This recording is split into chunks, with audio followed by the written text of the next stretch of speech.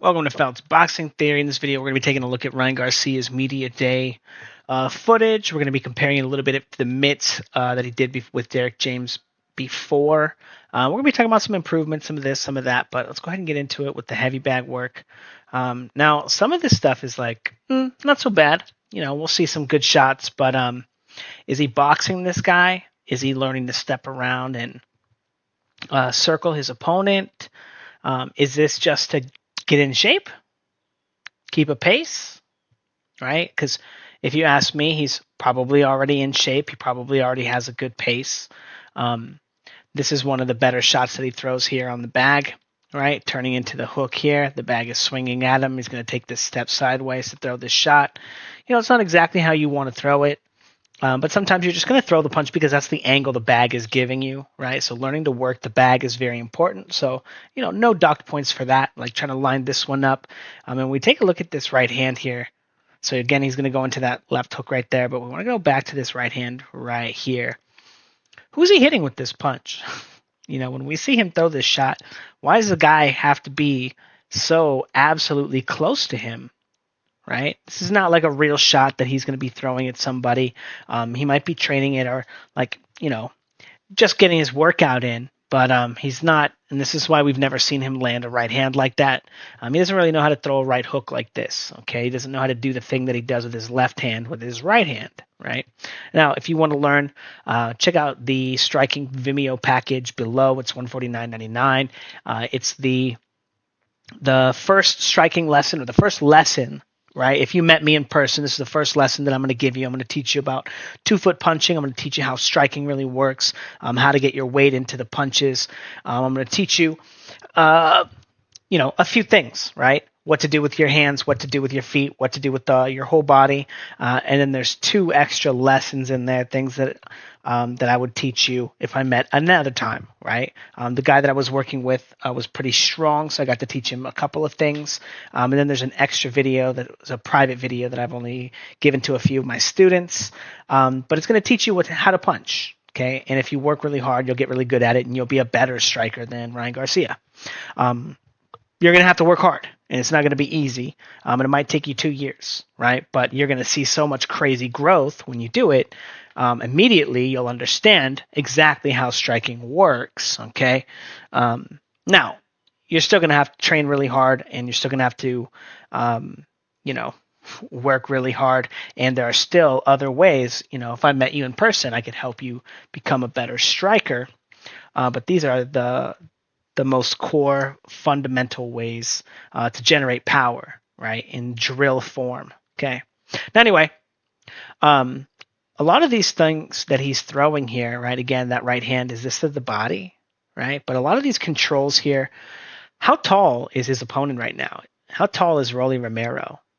You know, is he practicing this at a good angle?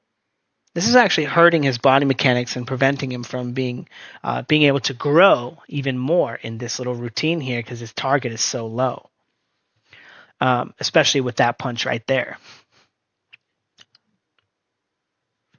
But I want to point out, he's not really boxing the bag, right? Like you can't really just control it, all these shots. There's no defense here, right? Is he practicing any pull counters? Is he catching or blocking any punches? No, not really. He's not getting on and off the line. He's not stepping around and circling. We want to give him like a little bit of leeway because there's like 1,000 people around, right? And that's like their job right now. But there's videos of him doing this almost exact same thing in shorter form on YouTube as well recently, right? Now, I want to point out another thing. There's not a lot of combinations here, okay? It's like one punch at a time. It's not a lot of, you know, and in a real fight, you're going to have to throw more than one punch and be able to move and fight off of the punches that you do throw because the engagements, they don't end after the first punch all the time, okay? And that's one of the reasons why Ryan Garcia winds up having to turn his back and run and wind up in the corner, right, with his fake Philly shell. Is because he doesn't actually practice any defense. And he doesn't practice getting back to the line once the sequence resets, right? Once you do something, right, your opponent's not just going to be like, oh, that was really good, and then let you reset and get back on the line. No, it's still time to make you pay. And there's just not enough practice in his patterns and his movement and his circling and his stepping around. Even here we see it, little pivot up right there. Like, what is he even doing here? Right? We go back here, pivoting on the front foot right there.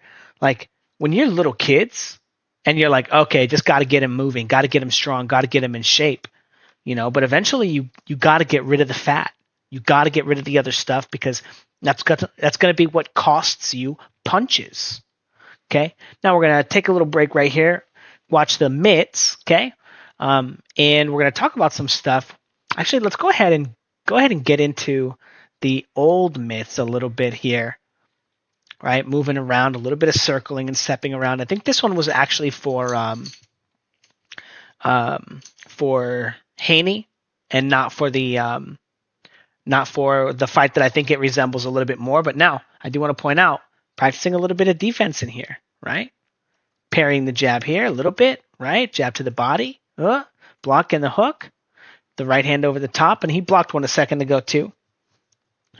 Not connecting any punches to it though, right? Is it just bad defense? Who throws one punch at a time, right? Now, a little touching, lead hand control as he's penduluming into the stuff, tap, right? And we know from experience that a lot of this stuff, you just can't do that in front of a guy forever, right? You can't just keep sticking your hand out there. Eventually, just like Stanionis showed Jaron Ennis, if you keep using the same style to control the line, you're going to get countered over the top, right? It's just inevitable. Your opponent's not, especially if you're fighting at the world-class level, right? They're not completely retarded, right? They're going to see, oh, okay, well, he's not punching me right here, and he's not defending himself very well. Maybe I have an opportunity to throw this shot over their hand, right? Now, what I want you guys to pay attention to here is, whoops, we passed it. That was it right there. So they're moving, right? They did a little bit of catching. They did a little bit of stuff in this, and you see how he throws this right hand and he slips to the front foot here. Now, this is what I want you guys to think about. Number one, you're not always going to be able to slip a shot, but this is not a great slip. Okay, it's not a great slip. I think he would have got hit before he got there. But more importantly, that's one of the things I want you guys to look at is the defensive stuff that he does wind up working on when he's in here. Now, a lot of this stuff, standing here in front of your opponent here, boom, boom, you just hit the guy. Now, if Derek James is your opponent, right, he's a guy who's standing in front of you, and you're going to get into a position where you're going to throw an uppercut here, right? The first punch that you throw is an uppercut to the head right there. Your opponent just got to the line so that you could hit them with that uppercut by crossing your line here, right? And that means they had the opportunity to throw a right hand. Okay, there's no other way to get into this position, so he's practicing a position that's after, this would be after a right hand came, right? So he's going to wind up throwing this shot here, and then follow it up, but no head movement, no nothing, right? You can't fight on the inside here, right? Now, one thing that I try to teach all my students is that once you throw a combination, you don't just have to move your head, you have to get off the line. You have to go somewhere. You have to get the fuck out of there. Right, and he's starting bad combinations, throwing combinations that have no head movement, yada yada yada. Now I want to say, and then not getting off the line after, right? All those things equal, like once the punches do start coming, what's he going to wind up doing, right? It's probably going to wind up being like the Philly shell. Now I do want to say that, and this part's very, very, very important, right? This is not their first fight together. Right? This is not their second. It's not even their third. They fought, or I think it is their third. They fought Oscar Duarte in, I think the first fight together, which honestly, that guy's kind of an animal. And making it, not only making it through the rounds with that guy, but knocking him out, very good look, right? For all the stuff that we see. Number one, he's always coming forward in the same position, right? His head's not moving, right? His active guard, there's no active guard. He's just kind of coming straight forward. His head in a line, very, very, very bad for him. It's all striking, right? There's not very much defensive stuff. Oh, there's a right hand over the top. It looked like he could have blocked it, but obviously Derek James going easy on him because no one's expecting Rolly Romero to give him a tough fight. All the punches that Rolly Romero throws at him, Rolly's going to be like, oh, well, I don't want to hit him in the face because I don't want to embarrass him, so I'm not going to make contact with him. I'm going to go easy on him because that's what everyone's expecting, right? Now, this is not how you fight somebody on the inside. You're not just going to let some guy get that close to you, right? And here's the thing: is Rolly going to try to get close to Ryan? What's Rolly's strategy even going to be? Because as we saw on Patreon, if you guys want to check it out, it's $10 to sign up, $10 a month. Is all the film studies that I do, the post-fight film studies. I do a bunch of pre-fight film studies as well. I do boxing betting, do all kinds of stuff. I do some UFC as well. The big fights I'll usually post on there. I'll watch them. But we watched Rolly versus Cruz and did some film study for that because Cruz got a good left hook too, right? It's one of the more recent fights. It's where he tried to box him, right?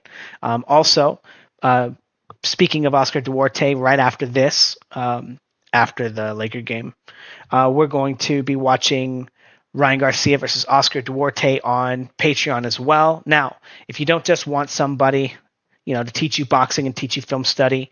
Also, Patreon has a 7-day free trial. Check it out. Before you leave a stupid comment about this video, go check out the Patreon, see how much boxing knowledge I really have about all this stuff, blah, blah, blah. Okay.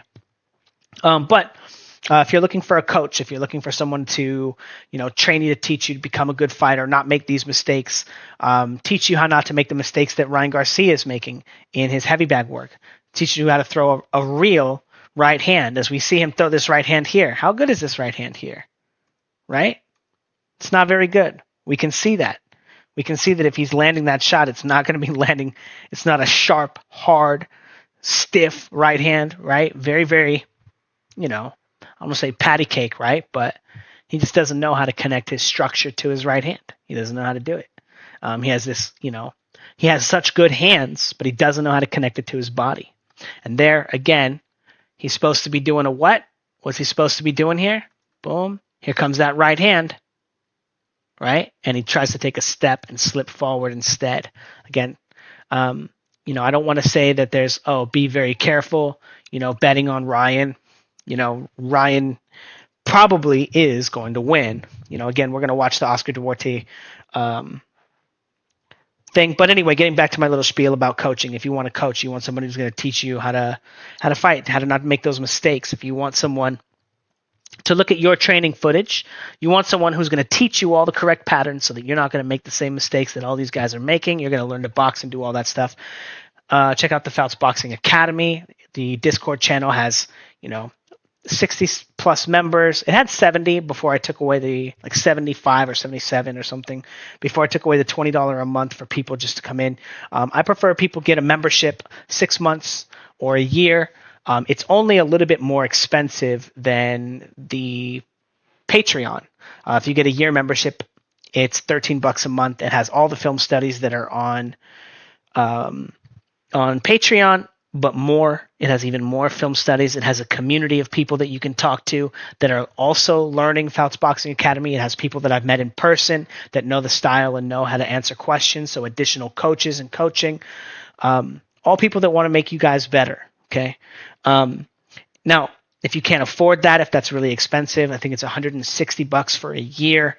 Ask for your birthday, get it. The longer you wait, the longer it's going to take you to get in shape. And I can turn you, if you're a strong guy, I can turn you into Roy Jones Jr. in 6 months. Okay. If you're a strong guy, you work hard, I can do it. Okay. But if that's a lot of money, $160 American is a lot of money. I'm doing a scholarship program for people who are animals, people who are strong, who are in shape, people who are ready to work. Okay. And they just don't know what the hell to do with themselves. Okay. Somebody like Ryan Garcia, who's an athlete, who's snappy, he'd be a great student, right? You don't have to be Ryan Garcia. I'm going to teach you how to do with your hands. But if you're strong, you're in shape, I want you to send in a and record it. 12 rounds of jumping rope. Be an animal. Go fast. You're gonna have to go fast in some of it. Get your 12 rounds in. I might wind up changing it. Actually, I'm going to change it not to 12 rounds, but 30 minutes, no breaks, jump rope. Okay.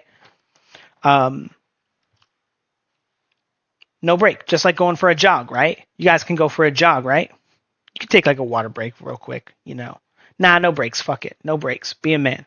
Get that shit going. Show that you can work hard. Okay. And I'll give you some free coaching, some free drills, and we'll see if you work and you do the drills. I might give you a scholarship into the community. But it's not just going to be like, oh, I want a scholarship because I'm from some poor place and I deserve blah, blah, blah. And then you join the community and you don't post anything. You don't really care about getting better. You just wanted to see if you were cool enough to get some free shit and don't waste my time. Okay? If you're fucking serious and you're fucking about it, okay, send in your videos. You can send the links to me on Instagram. You can send it to my email. I hate Facebook. Yeah. Anyway, the Cobra bag that he's using here, I want to say, you don't want to give it all the credit to the Cobra bag for Ryan Garcia being Ryan Garcia. You don't want to do that. He did work, really hard, right, to learn how to use this. But this was the tool, right, some version of it, that helped him develop his speed, right? And so I do think that these are pretty valuable tools. I actually have one. It's very good at getting you to a certain level of striking, a certain level. But I don't think it's like the perfect tool or anything. But like, it's pretty damn good if you don't have anything else. If you're looking for a home piece of equipment, the only thing is, and we're gonna show it just real quick. But I don't think it's the whole workout here on the Cobra bag here, but he's not actually going very long. Okay? He doesn't actually go very long in this video because it's a tough workout. Okay? It's a really, really tough workout. You're gonna get worn out. It's not easy to keep it going. And the first few times that you realize what you're trying to do, you're trying to get it going, you're going to realize how out of shape you are, how difficult it is to work that thing, and how valuable it is. It does taper off, but it's a pretty good tool. Gives you a lot of feedback. It interacts with you. Sometimes it'll hit you, right, if you're not working with it correctly. So, but yeah, overall, pretty solid tool. However, I do prefer just a regular ass double in bag that's set up correctly. And they're way cheaper. Double in bag is like, a good one, $90, $80. You can get an average one for $60, and this thing's like a couple hundred, $600. I think I paid $500 something for mine. And it's cool. It was fun to try out. It was like, all right. The bag is like, you're probably going to pop the first one you get. Most people don't even use it correctly at all. Not even correctly at all. Anyway, but yeah, it's a pretty tough workout to keep it going and get it going for a bunch of rounds without taking breaks and stuff. But yeah. Anyway, we're gonna wind up. So yeah, all that to say about Ryan's training. It looks a little bit the same. We're going to take a look at Oscar Duarte to see how many times he winds up in that really crappy position, because I do want to say the stepping around with the lead hand out there, he does do usually some decent control with the lead hand as he's, leashing or moving away from his opponent and not allowing his opponent to be on his line. He does a decent job, but once they get there, he usually kind of crumbles a little bit. And I actually think Rolly Romero is, in spite of the fact that Rolly is going to make, because he's a beginner boxer, he's going to make some basic mistakes that Oscar Duarte, who has a lot of experience, even though he sucks, he's not going to make those mistakes. So some of those things are going to be more challenging. But Rolly Romero is by far way more dangerous than this guy. So we're going to see how often Ryan winds up in a bad position, how often he gets countered. We might even watch some more Rolly Romero fights, like some older ones, because Cruz does not fight anything like Ryan Garcia, and Cruz is a tough fight for anybody. Like, I actually think that Cruz has a really good shot if he got the chance to fight to beat Ryan Garcia. You know, he's good at first contact. Ryan Garcia kind of gets stuck in that little pattern where he has to jab and then pendulum into his hook, right, to get his weight going because he doesn't know how to do it correctly. So anyway, blah blah blah blah blah. We'll talk more about that shit on the film study. Come check it out.